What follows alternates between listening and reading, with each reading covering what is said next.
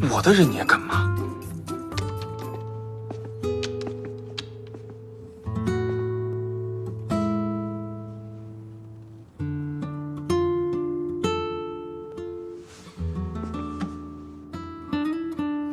公众号的事情我已经知道了，出了问题为什么不告诉我？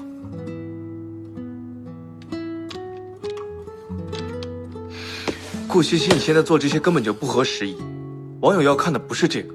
所以说他们骂我诬陷我就该忍着是吗？这件事情我没有做错，我就要把真相告诉他们。是，你是没有做错，但你现在做这些只会引起他们的抵触情绪。现在最好的就是等事情的热度降下去，你再出一份简洁明了的报告，澄清事实。倪思辰，如果这件事情发生在你身上，你会这么做吗？我当然会这么做，因为这是解决问题的正确方法。你现在需要的是理智，不是情绪化。所以说，我们从一开始就不是一路人。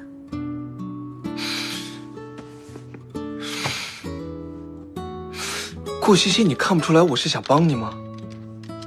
那天在舞会上，舞会的事我知道了，我知道了。现在我要工作，你可以走了吗？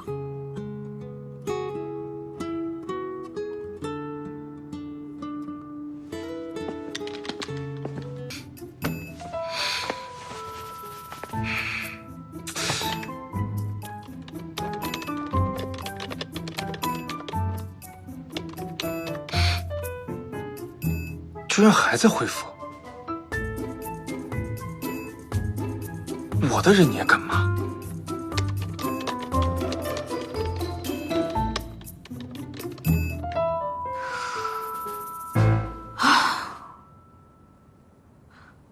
看来真的跟尹思辰说的那样，不能硬碰硬了，得先冷静下来才行。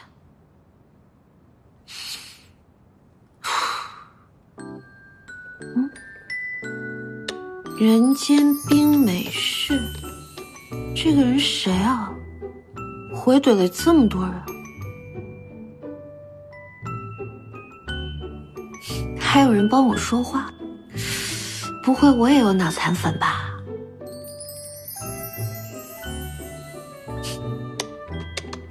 你好，谢谢你。